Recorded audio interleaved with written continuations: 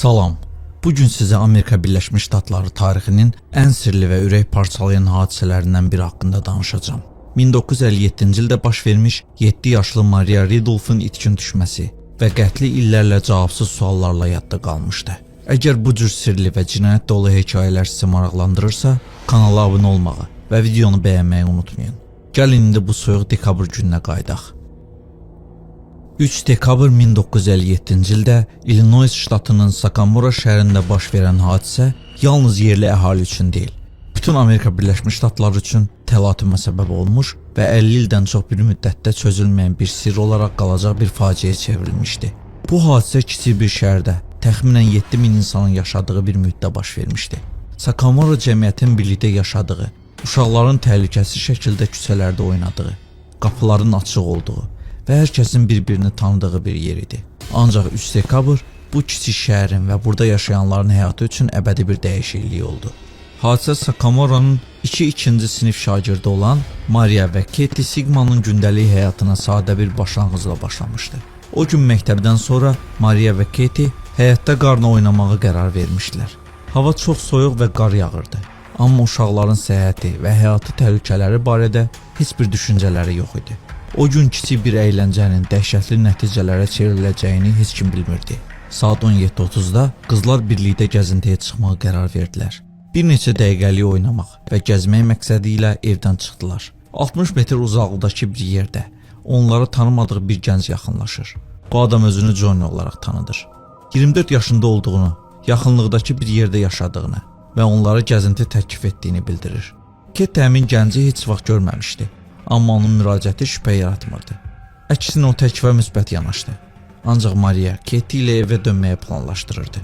Katie evə getmək üçün ayrıldığında Maria ətrafını biraz daha araşdırmaq istəyərək öz kuklasını gətirmək üçün evə qayıdır. Bu vaxt Johnny Katie ilə biraz daha danışır. Johnny Katie'yə gəzintiyə çıxmaq və ya maşınla Sakamora ətrafında bir yerdə gəzmək istəyib istəmədiyini soruşur. Katie qəribə bir şey hiss edir və təklifi qəbul etmir. O evə gedərək dincəlməyə qərar verir. Lakin Maria və Johnny bir neçə dəqiqə sonra yox olurlar. Katie dərhal evə qayıdıb bu vəziyyəti Ridolf ailəsinə bildirir. Əvvəlcə ailə Maria'nın evin yaxınlığında gizlənə biləcəyini düşünür. Amma saatlar keçdikcə qarın güclənməsi və temperaturun düşməsi ilə Maria'nın itkin düşməsi daha da ciddi hala gəlir. Ridolf ailəsi gecə boyunca Maria'nı tapmaq üçün müxtəlif tədbirlər görür. Ancaq heç bir nəticə əldə edə bilmir. Axtarışlar gecə boyunca davam edir. Şəhərin hər küncü, meşələr, qarla örtülü yollar yoxlanılır. Ancaq heç bir nəticə əldə edilmir. Polis şəhəri və ətrafı axtarmağa başlayır. Hətta FBI işə qarışmış, hadisəni araşdırmaq üçün Sakamora şəhərinə gəlmişdi.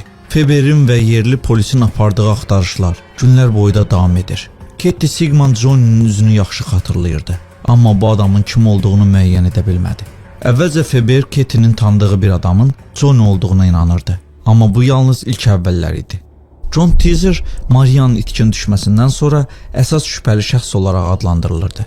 26 aprel 1958-ci ildə Maria Ridolf'un cəsədi tapılır. Bu Sakamora şəhərindən 120 km uzaqlıqda, Illinois ştatının Woodbine kəndinə yaxın bir meşəlikdə tapılır. Cəsədin kimliyi araşdırmalardan sonra təsdiqlənir. Lakin cəsədin vəziyyəti o qədər pisləşmişdi ki, ölüm səbəbini müəyyən etmək mümkün olmur. Yalnız Maria'nın geyimləri, ağ qış çəkmələri və bir neçə digər əşyaları tapılır. Amma əsas paltarları və ayaqqabıları tapılmır. Bu faktlar hadisənin dəhşətini artırırdı. Bu tapıntı şəhərdə şok və qorxu yaradır. John Teaser Maria'nın itkin düşməsindən sonra əsas şübhəli şəxs olaraq adlandırılırdı. Onun atası şəhər polisinə yaxın bir insan idi və o yerli polisin avtomobillərinin üzərində işləyirdi. John Teaser'in 1957-ci ildə 18 yaşında olduğu və Maria'nın evinə yaxın bir yerdə yaşadığı məlum idi. Teaser'in alibi çox güclü idi. Çünki o iddia edirdi ki, hadisə günü Chicago'da idi. Burada hərbi xidmət üçün müraciət etmişdi və tibbi yoxlamalardan keçirdi. Lakin bu ifadələrdə boşluqlar və suallar var idi. 2011-ci ildə 54 il sonra Teaser'in barəsində yeni məlumatlar əldə olunur və ona qarşı cinayət işi açılır. Yeni məlumatlara gəldikdə John Teaser'in keçmişi yenidən araşdırılmağa başlanır. 1994-cü ildə Teaser'in anası ölüm döşəyində olduğu zaman oğlu haqqında şübhəli fikirlərini dilə gətirir. Bu məlumat 2008-ci ildə ciddi araşdırmalara yol açır.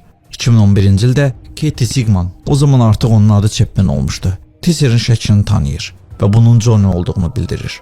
2012-ci ildə John Teaser'in həbsindən sonra Amerika Birləşmiş Ştatları mətbuatı bu mövzunu geniş şəkildə işıqlandırır. O həbs olunur və 2012-ci ilin sentyabrında ömürlük məhkum edilir. 14 sentyabr 2012-ci ildə 73 yaşında olan Teaser Maria Ridloff'un qətlində günahkar bilinir və ömürlük həbs cəzası alır. Lakin bu uzun sürən hekayə burada bitmir. 2016-cı ildə yeni alibi sübut olunur. Həmin gün Teaser'in qatarda olduğu və Sakamoro'da ola bilməyəcəyi müəyyənləşdirilir. Bununla birlikdə o azad edilir və təqsirsiz elan olunur. Bu hadisə təkcə bir uşaq cinayəti deyildi. Bu həm də ədalətin illər boyu necə təhrif olunduğunu, sübutların olmadan verilən qərarların hansı nəticələrə yol aça biləcəyini göstərir. Maria'nın ölümü ilə bağlı bir çox suallar hələ də cavabsızdır. Həqiqət bəlkə də hələ də hardasa qarın altında gizlənib.